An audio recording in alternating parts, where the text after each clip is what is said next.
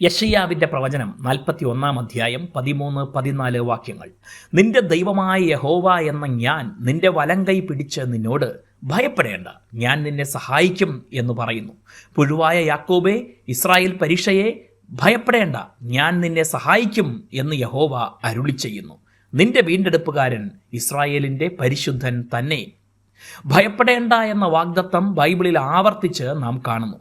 കുറഞ്ഞത് 365 പ്രാവശ്യം ഇത് ബൈബിളിൽ ഉള്ളതിനാൽ എല്ലാ ദിവസങ്ങളിലും ഒരു തവണയെങ്കിലും ദൈവം നമ്മോട് ആവർത്തിച്ച് പറയുന്ന വാഗ്ദത്തമാണ് ഭയപ്പെടേണ്ട എന്നത്.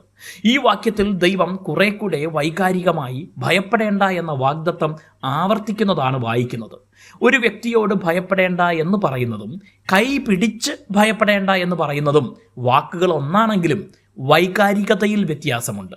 കരം ഗ്രഹിക്കുന്നത് കൂടുതൽ ദൃഢതയും ആത്മവിശ്വാസം നിറയ്ക്കുന്നതിനെയും കാണിക്കുന്നു. എന്ത് ചെയ്യണമെന്നറിയാതെ നിൽക്കുമ്പോൾ ദൈവം വലങ്കൈ പിടിച്ചു പറയുന്നു, ഞാൻ നിന്നെ സഹായിക്കും.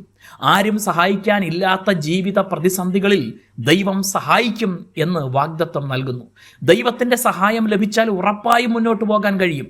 കഴിവും അറിവും പ്രയോജനരഹിതമായി തീരുമ്പോൾ നാം എത്രത്തോളം ചെറുതായിത്തീരുന്നു എന്ന് കാണിക്കാനാണ് പുഴുവായ യാക്കോബ് എന്ന് പറയുന്നത്. ഒരു പുഴുവിനെ ഇല്ലാതാക്കാൻ വലിയ ശക്തിയുടെ ആവശ്യമില്ല.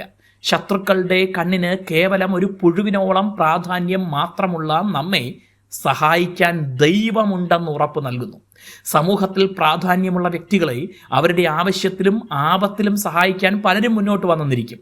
എന്നാൽ കേവലം പുഴുവിന് സമാനമായ വ്യക്തിയെ സഹായിക്കേണ്ട ആവശ്യം ആർക്കുമില്ല. സഹായിക്കുന്നത് കൊണ്ട് പ്രയോജനവുമില്ല. എന്നാൽ ദൈവത്തിന് നാം പ്രാധാന്യമുള്ളവരാണ്. ആകയാൽ അവിടുന്ന് നമ്മെ സഹായിക്കും. നമ്മെ എല്ലാ നാശത്തിൽ നിന്നും വീണ്ടെടുക്കുന്ന ദൈവത്തിൻ്റെ പ്രത്യേകത അവിടുന്ന് പറയുന്നത് ഇസ്രായേലിൻ്റെ പരിശുദ്ധൻ എന്നാണ്.